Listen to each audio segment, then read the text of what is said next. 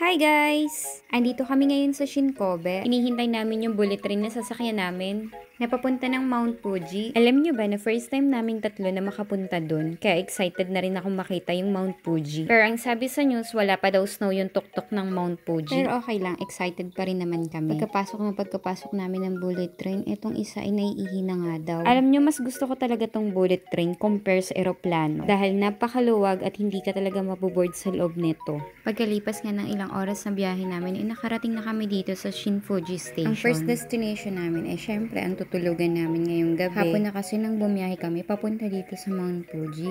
Kaya naman gabi na kami nakarating. At dahil malapit din naman yung hotel na kinuha namin, nagtaxi na lang kami papunta doon. Para sa akin ha, ito na yung pinaka-cheapest na hotel na napakaganda at saka napakalinis. At syempre, ang pinaka-gusto ko naman dito ay meron silang onsen o yung tinatawag nilang public bath. Nakakapagod din yung 4 na oras na biyahe, guys. Sa ngayon, magpapahinga na muna kami. Bukas na tayo magkita-kita. Good morning, guys! Ngayong araw ay papunta na kami ng Mount Fuji at nag-rent kami nitong car. At ang una kong pinuntahan ay itong iconic bridge na to. Noon nakikita ko lang ito sa TikTok or sa YouTube. Kaya naman, pa-experience! Syempre, nandito na rin naman ako sa Mount Fuji. Hindi ko na palalagpasin na makapunta ako dito. Sayang lang nga at wala pang snow yung tuktok ng Mount Fuji. Kaya hindi ko na rin pinakunan yung Mount Fuji. Ang susunod naman namin na pupuntahan ay yung Fuji-Q Highland. At habang binabaybay namin papuntang Fuji-Q Highland, gandang-ganda ako dito sa Mount Fuji. Lalo na siguro kung meron ng snow. My God, ilang taon na ako dito nakatira sa Japan pero ngayon ko lang siya nasilayan ng personal. Sobra palang nakaka-amaze yung ganda niya. Nakarating na nga kami dito sa Fuji-Q Highland. Isa tong amusement park na pwede sa mga bata at matanda. Grabe, ang tataas ng mga rides nila dito.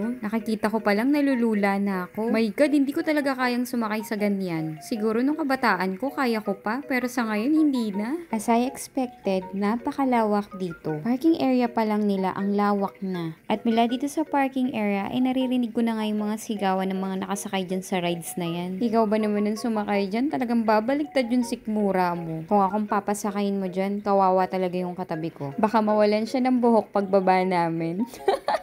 Tara, pasok na tayo. Nakakaloka, akala ko iyon na yung entrance, hindi pa pala. At itong nakikita nyo nagbabaga na Fuji-Q na yan, hindi pa dyan yung entrance. Bago ka makarating sa entrance nila, pilay ka na nga kakalakad dahil sa sobrang lawak niya. Pagpasok namin dito, itong nakita namin. Tindahan ng mga souvenir at ng kung ano-anong mga pasalubong. Ayos din yung mga naisip nila, no? Mas binungad nila tong store na to. Para nga naman pagpasok mo, may engganyo ka na sa mga paninda. At paglabas mo naman, syempre, alam mo nang may tindahan dito, mapapabili ka na. Mindset ba? Mindset.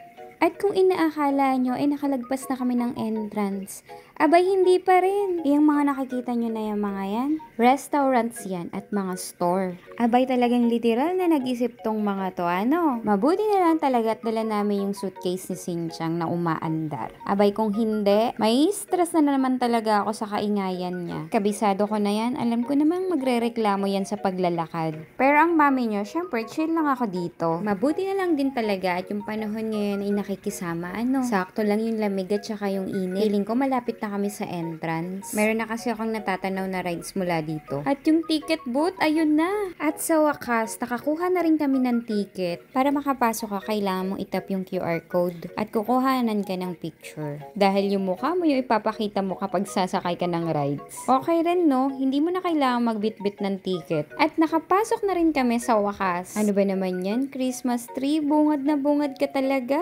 Pinaparamdam mo na yung Pasko sa akin. Alam niyo bang hindi kayo magugutom dito sa Fuji-Q Highland? Kasi kahit saan kayo magpunta, meron silang mga food stall or restaurants. Medyo nakakaramdam na nga rin ako ng gutom, kaya namimili na ako dito kung ano yung bibili naming pagkain. Dahil dyan, itong karepan yung napili ko. At haya na nga, nadamay na ako sa pagsakay dito. Alam ko na talagang mangyayari to. Sige lang, pagbibigyan lang muna kita. Kung nakikita nyo naman ay nakatakip na yung pagmumukha ko dyan. Dahil ramdam na ramdam ko na yung hilo. Tumatanda na nga rin siguro talaga ako.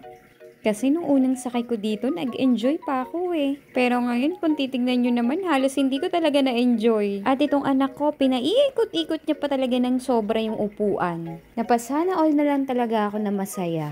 Gaya nga ng sabi ko sa inyo, bawat sulok nito ay merong kainan. Sa sobrang hilo ko, parang gusto ko na uling kumain. My God, hindi ko ma-explain kung anong nararamdaman ko dyan. Pero siya parang wala lang. Sana all talaga.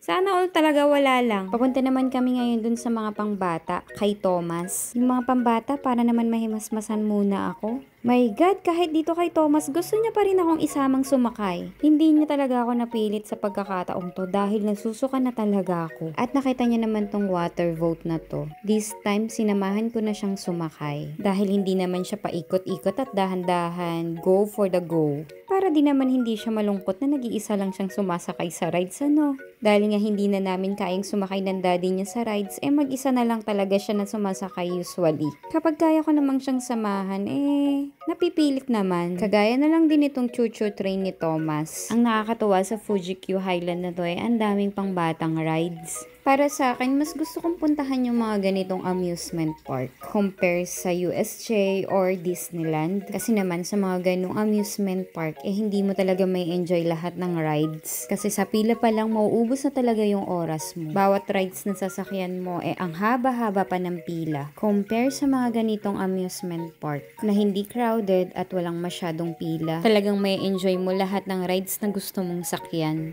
After niya nga sumakay sa mga pangbata na rides, nakita niya na naman tong cup na to. This time, hindi na talaga ako sumakay. Hinayaan ko talaga siyang magpaikot-ikot dyan sa cup na yan. Believe din talaga ako sa anak ko na to no? Hindi talaga siya nakakaramdam ng hilo. Nakuha niya pa talaga magpagulong-gulong. Para sa akin, good choice tong Fuji Q Highland para sa family or magjowa. Kasi ba naman, ang dami ko nakikita na magjowa dito. Ang daming kabataan. Sana all bata. Hapon na nga rin at nararamdaman ko na yung lamig. Kaya naman, viewing na lang kami hanggat sa makabalik kami dun sa entrance. Kasi nga, pauwi na kami. For the last time, kinuwanan ko ng video itong rides dito sa bungad na napakalaki. At habang naghihintay kami ng oras ng bullet train na sasakyan namin, may nakita kami yakinikuhan dito sa Shinfuji Station. Para pag uwi namin, matutulog na lang din kami. Nakakapagod yung buong araw, pero sobrang na-enjoy naman namin. Mukhang masarap yung mga pagkain nila dito. Sana malalambot yung mga baka. Well, check natin yan later. Sobrang saya ko kasi meron netong paborito ko. Fresh na meat yan na nilalagyan ng itlog. Mahilig talaga ako kumain ng mga fresh. Sana all fresh. Dumating na nga tong bullet train na sasakyan namin. Pabalik na rin kami ng Shinkobe. At dahil busog na kami sa kinain namin yakiniko kanina, pwede na lang kaming matulog sa bullet train. So paano guys, hanggang dito na lang. Sana nag-enjoy kayo sa travel namin today. Thank you for watching. See you on my next vlog. Bye!